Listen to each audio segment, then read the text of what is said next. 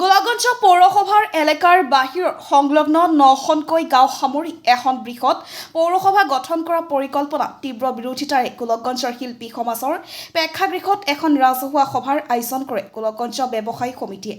গোলাগঞ্জ পৌৰসভাই 31 আগষ্ট তাৰিখে কোনো ধৰণৰ পূৰ্বজাননী নিদিয়াকৈ সভাৰ আয়োজন কৰে। উক্ত সভাত প্লেনিং এণ্ড কাউণ্ট্ৰি ডেভেলপমেণ্ট বিভাগৰ উদ্যোগত গোলাগঞ্জ পৌৰসভাৰ বাবে ইতিমধ্যে প্ৰস্তুত কৰা মাষ্টাৰ প্লেনৰ বিষয়ে মানচিত্ৰৰ জৰিয়তে ৰাইজক বুজনি দিয়ে। য'ত 9খনকৈ গাঁও সংলগ্ন হ'ব। ইয়াকে কেন্দ্ৰ কৰি তীব্ৰ প্ৰতিক্ৰিয়াৰ সৃষ্টি হয় ৰাইজৰ মাজত।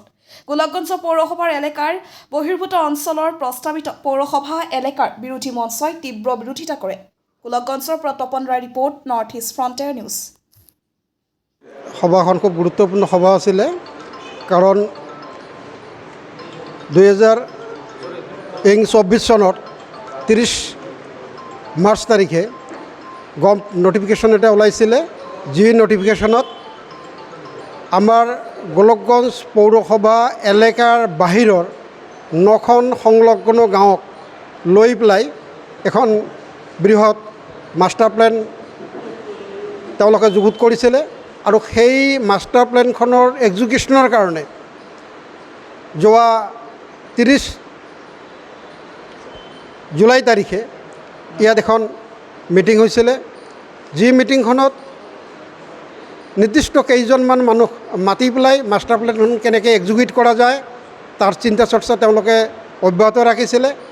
আমি পহুকানে সেই কথা গম পাই কিছু হতাশয় ব্যক্তি এই সভাত অনিমন্ত্ৰিতভাৱে আহি পেলাই উপস্থিত হৈছিলোঁ আৰু তাৰ তীব্ৰ প্ৰতিবাদ কৰিছিলোঁ। আৰু সেই প্ৰতিবাদৰ ফলস্বৰূপে সিদিনাৰ তাৰিখত যদিও ডেপুটি ডাইৰেক্টৰ মহোদয়ে কৈছিলে যে আমি এই আঁচনিটো প্লেনিংটো আমি আপাতত আমি স্থগিত ৰাখিলোঁ, কিন্তু আমি সেই কথাত আমি প্ৰতিয়ন যোৱা নাই। আৰু সেই কথাত প্ৰতিয়ন নোযোৱাৰ কাৰণে আমি তাৎক্ষণিকভাৱে এখন আহ্বায়ক কমিটিয়ে আজিৰ এই মিটিংখন আহ্বান কৰিছিলে। আৰু আজিৰ এই মিটিংখনত এই আন্দোলনটোক এটা গতি দিয়াৰ কাৰণে সিদ্ধান্ত লোৱা হয়। আৰু ইয়াত উপস্থিত 9খন গাঁৱৰ ৰাইজে উপস্থিত থাকে আৰু প্ৰতিগৰাকী উপস্থিত জনতাই আমাক সভাত এইটো সজোৰে উত্থাপন কৰে যে আমি কোনো প্ৰকাৰে এই বৰ্ধিত যি কাৰ্যক্ৰম সেই বৰ্ধিত কাৰ্যক্ৰমত আমি যোগদান নকৰোঁ।